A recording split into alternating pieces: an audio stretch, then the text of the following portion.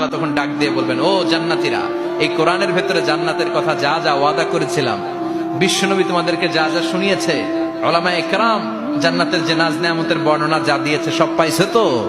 সব জান্নাতীরা বলবে আলহামদুলিল্লাহ, আল্লাহ সব পেয়েছে। এক জান্নাতি হাত তুলে বলবে, আল্লাহ একটা পাই নাই, একটা পাই নাই। আল্লাহ বলবেন, সেটা কি? ওই জান্নাতি বলবে, আল্লাহ সব পাইছি কিন্তু তোমারে পাই নাই, তোমারে দেখি নাই, তোমার সৌন্দর্য কত বেশি আমরা জানি না। আল্লাহ সব পেয়েছি, একটা জিনিস পাই নাই। কি পাও নাই? তোমারই তো পাই নাই। যে আল্লাহ সব দিল তারা তো পাই নাই। আল্লাহ বললেন, ঠিক আছে, আমি আমার সৌন্দর্য এখন তোমাদের সামনে প্রকাশ করব। আমার গোপন রহস্যের ভেদ আজকে আমি জান্নাতীদের সামনে প্রকাশ করে দিব। কোন সুবহানাল্লাহ। উজুহু ইয়াউমাইযিন নাযিরা ইলা রাব্বিহা নাযিরা। সেদিন জান্নাতীদের চেহারাগুলো পূর্ণিমার চাঁদের মতো উজ্জ্বল থাকবে। জান্নাতীরা প্রভুর দিকে তাকিয়ে থাকবে। বিশ্বনবী বললেন, ইন্নাকুম সাতারাউনা রাব্বাকুম আয়ানান কামা তারাউনা হাযাল কামার।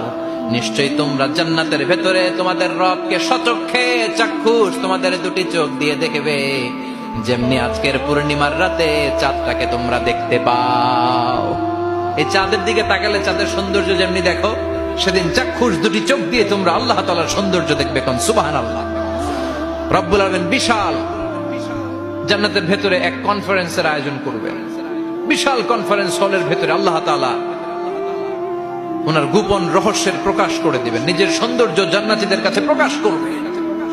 লক্ষ লক্ষ নবীরা বসবে ওই কনফারেন্স রুমে। সবার সামনে থাকবে বিশ্বনবীর সিংহাসন। পড়েন সুবহানাল্লাহ। বিশ্বনবীর পরে বসবে অন্যান্য নবীরা, তারপরে সালিহিনরা, সিদ্দিকিনরা, শুহাদারা, তারপরে সব মুমিন বান্দারা। আপনারাও সেদিন থাকবেন ইনশাআল্লাহ। পড়েন। আমরা সেই কনফারেন্স রুমে না থাকলে কনফারেন্স জমবে? কথা কোন? আমাদের থাকাই লাগবে। যে কোনো মূল্যে কনফারেন্স রুমে আমরা ঢুকবো। চিল্লায় বলেন ঠিক কিনা? আল্লাহ তাআলা ৭০,০০০ নূরের পর্দার কথা আমরা বলি, এই বর্ণনাটা সহিহ না। হিজাব মে ওয়ারাইল হিজাব, পর্দার অন্তরাল থেকে। আসলে পর্দা যে কয়টা আল্লাহই জানে। ওই পর্দার অন্তরাল থেকে এবার আল্লাহ তাআলা কনফারেন্স রুমের সামনে এসে নিজের সৌন্দর্যের প্রকাশ ঘটাবেন। তিনি যে কেমন আমরা জানি না। লাইসা কামিসলিহি শাই, লাইসা কামিসলিহি শাই, কোনো কিছু তার মতো নয়, তিনি তার মতো। সুবহানাল্লাহ। পড়েন। আল্লাহ তাআলা পর্দার অন্তরাল থেকে এবার পর্দা প্রকাশ করে দিয়ে নূরের তাজাল্লি দেখাবেন। নূরের সৌন্দর্যের আলোকচ্ছটা ফোকাস করবেন জান্নাতীদের সামনে। এক সেকেন্ডকে ১০০০ ভাগ করলে হয় ১ মাইক্রো সেকেন্ড। ১ মাইক্রো সেকেন্ডকে ১০০০ ভাগ করলে হয় ১ ন্যানো সেকেন্ড। ১ ন্যানো সেকেন্ডের জন্য আল্লাহ তাআলা নূরের তাজাল্লির ঝলকানি দিবেন। ঝলকানি দিয়েই শেষ, আর সামনে নাই।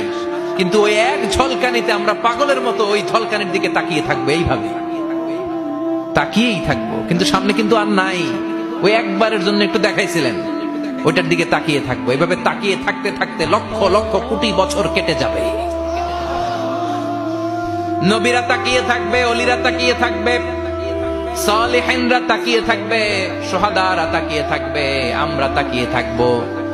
বছরের পর বছর, কোটি কোটি বছর পাগলের মতো এইভাবে থাকবো।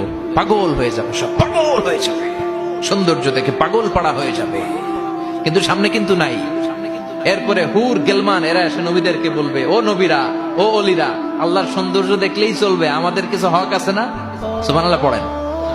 আমাদেরকেও কিছু সময় দেন, জান্নাতের অন্যান্য নাজ নেয়ামত ভোগ করতে হবে। আসেন আসেন। হুর আর গেলমান রা এসে যখন জান্নাতীদেরকে ডাকাডাকি শুরু করবে, তখন জান্নাতীদের টনক নড়বে। সুবহানাল্লাহ। তখন জান্নাতীরা হুঁশ ফিরে পাবে। তাই তো কোটি কোটি বছর কই ছিলাম আমরা? কি দেখলাম? কি আজীব তামাশা। সুবহানাল্লাহ। পড়েন। এই জান্নাতে একবার যে ঢুকবে তার আর বেরোয়া লাগবে না। সুবহানাল্লাহ। পড়েন। আমরা একবার যদি ঢোকার চান্স পাই, আর আমাদেরকে পায় কে? চিল্লা এখন ঠিক কিনা? ওই জান্নাতে যেতে রাজি আছেন তো?